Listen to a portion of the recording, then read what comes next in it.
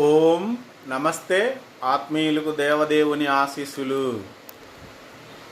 ఎండాకాలము మిట్ట మధ్యాహ్నము దుమ్ము ధూళి కలిసి ఉన్న మట్టి రోడ్డు మీద ఒక 10 అడుగులు ముందుకు నడిస్తే కాళ్ళు కాలిపోతాయి.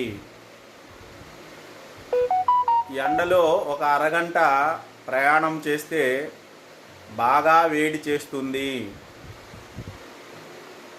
మంచి శీతాకాలంలో పూర్ణమ చంద్రుడు ఉన్న నిండు జాబిల్లి ఉన్న రాత్రి ఆరు బయట దుప్పటి కప్పుకోకుండా పడుకుంటే తెల్లవారుజాముకి బాగా చలిపెట్టి జలుబు చేసే అవకాశం ఉంటుంది. ఎందుకు ఇలా జరుగుతుంది అంటే సూర్యుని నుంచి వచ్చిన ఆ కిరణాల ప్రభావము మన మీద ఉంటుంది. చంద్రుని నుంచి చలికాలంలో వస్తున్న ఆ కిరణాల ప్రభావం మన పైన ఉంటుంది. దీనిని ఎవరూ కాదనలేరు. సైన్స్ వాళ్ళు కానీ, నాస్తికులు కానీ, ఇతర మతస్థులు కానీ.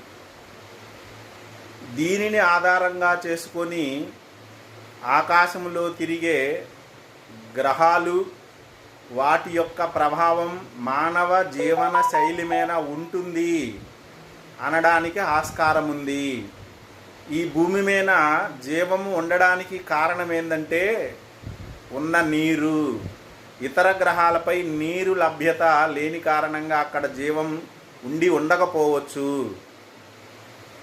ఈ విధంగా ఆలోచించినప్పుడు సూర్యగ్రహణము యొక్క, చంద్రగ్రహణము యొక్క ప్రభావము, ఆ సమయాలలో ఆ గ్రహాల నుండి వెలువడే కిరణాల యొక్క ప్రభావము మానవుల మీద కానీ, పశుపక్షాదుల మీద కానీ ఉంటుంది. కొద్దో గొప్పో అనడంలో సందేహం లేదు కదా.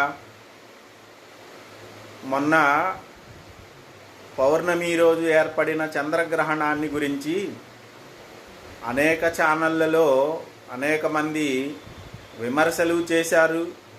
తరువాత వాటి యొక్క ఫలితాల గురించి చర్చలు జరిగాయి.